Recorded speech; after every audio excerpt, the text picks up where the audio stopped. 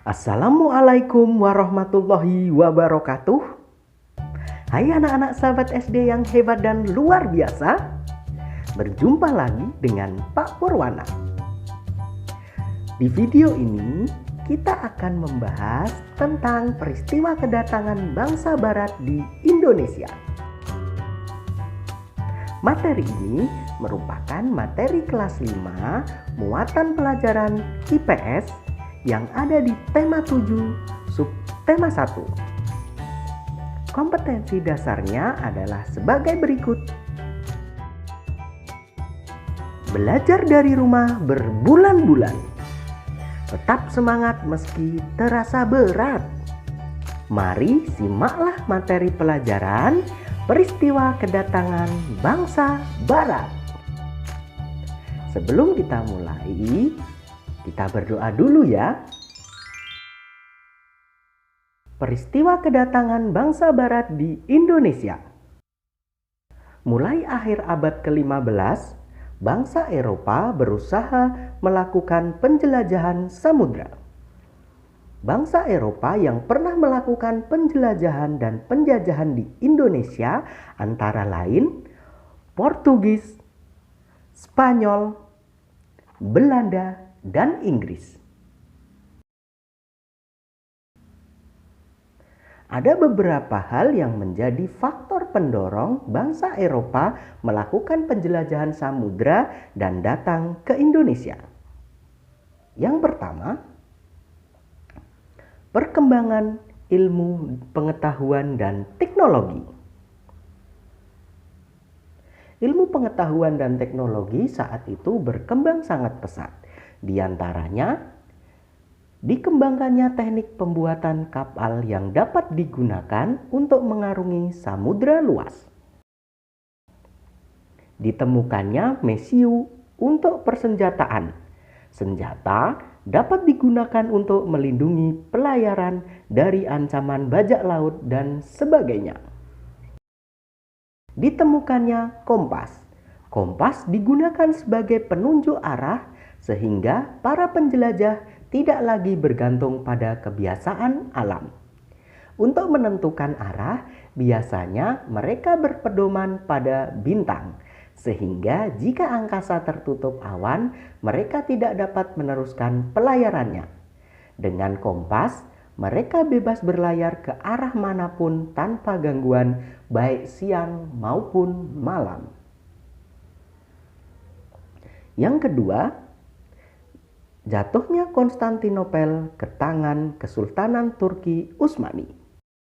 Pada tahun 1453, Kesultanan Turki Utsmani di bawah kepemimpinan Sultan Mehmed II mampu merebut Konstantinopel dari tangan Kekaisaran Romawi. Hal ini mengakibatkan penutupan jalur perdagangan, sehingga bangsa-bangsa Eropa tidak dapat mendapatkan rempah-rempah. Yang ketiga, semboyan 3G, yaitu Gold, Glory, dan Gospel. Gold merupakan adanya keinginan untuk mencari kekayaan. Kekayaan yang mereka cari terutama adalah rempah-rempah. Sekitar abad 15 di Eropa, harga rempah-rempah sangat mahal. Harga rempah-rempah semahal emas. Mereka sangat membutuhkan rempah-rempah untuk industri obat-obatan dan bumbu masak. Glory. Glory merupakan adanya keinginan mencari kejayaan. Di Eropa, ada suatu anggapan bahwa apabila suatu negara mempunyai banyak tanah jajahan, negara tersebut termasuk negara yang jaya. Dengan adanya anggapan ini, negara Eropa berlomba-lomba untuk mencari tanah jajahan sebanyak-banyaknya. Gospel adalah adanya keinginan menyebarkan agama. Selain mencari kekayaan dan tanah jajahan, bangsa Eropa juga membawa misi khusus. Misi khusus tersebut adalah menyebarkan agama kepada penduduk daerah yang dikuasainya. Tugas mereka ini dianggap sebagai tugas suci yang harus dilaksanakan ke seluruh dunia. Hal ini dipelopori oleh bangsa Portugis. Selanjutnya, kita akan membahas bangsa-bangsa yang melakukan penjelajahan dan penjajahan di Indonesia. Seperti disebutkan di awal tadi, bangsa-bangsa tersebut antara lain Portugis, Spanyol, Belanda, dan Inggris. Mari kita bahas satu persatu. Kedatangan bangsa Portugis di Indonesia.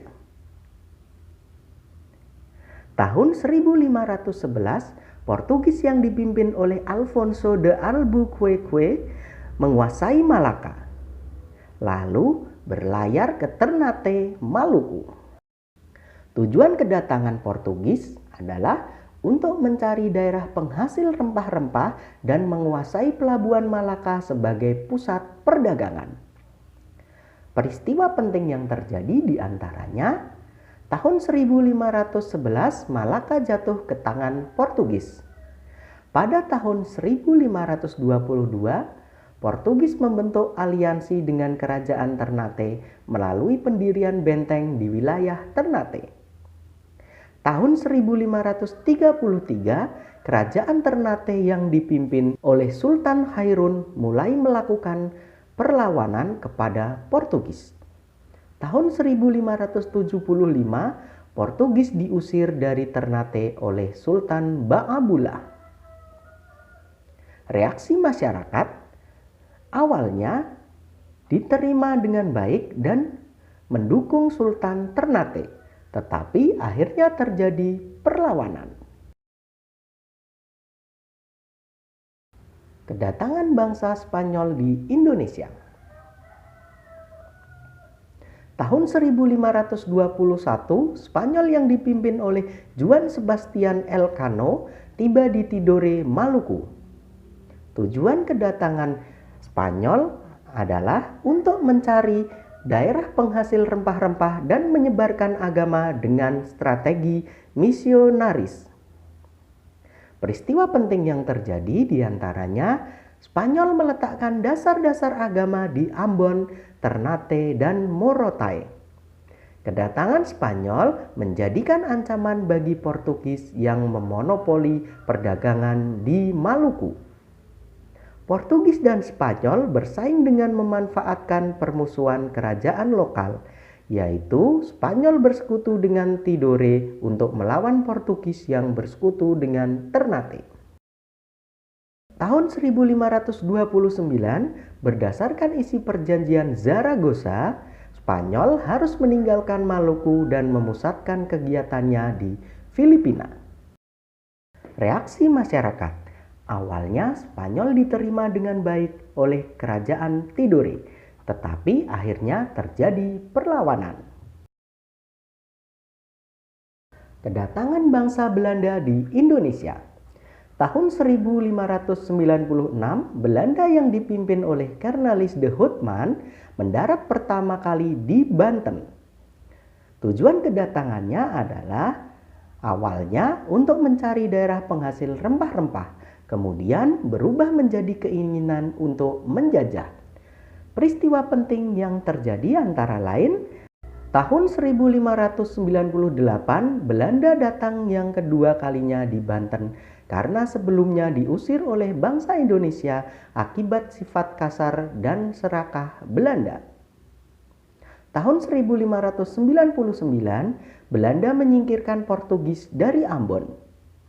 Tahun 1602 Belanda mendirikan VOC atau Organisasi Persatuan Dagang Hindia Timur. Belanda juga membentuk pemerintahan kolonial Belanda yang menyengsarakan rakyat Indonesia. Reaksi masyarakat, awalnya Belanda diterima dengan baik, tetapi akhirnya terjadi perlawanan karena Belanda bertindak serakah, kasar, dan sewenang-wenang. Kedatangan bangsa Inggris di Indonesia.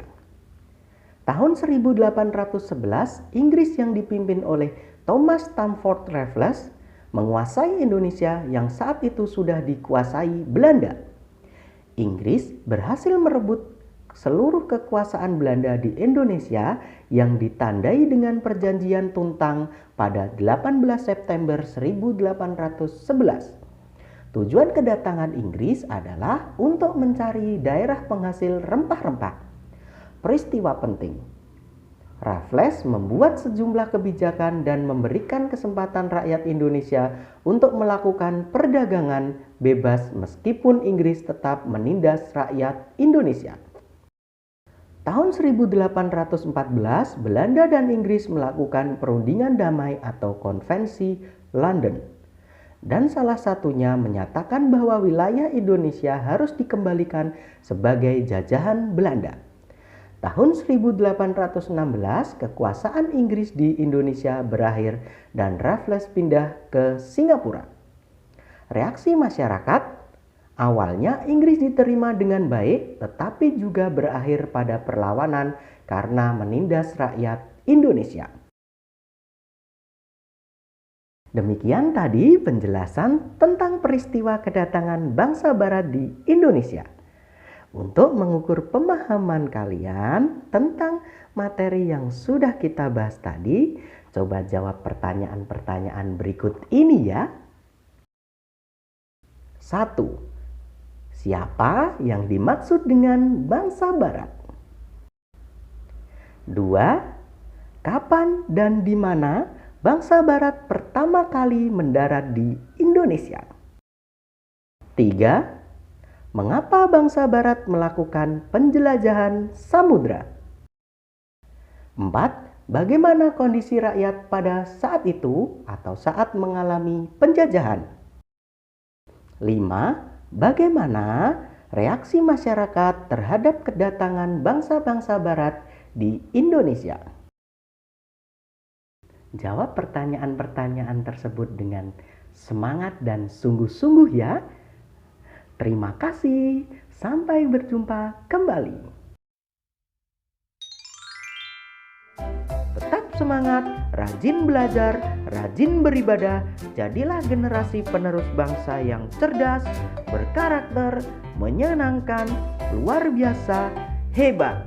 Terima kasih. Wassalamualaikum warahmatullahi wabarakatuh.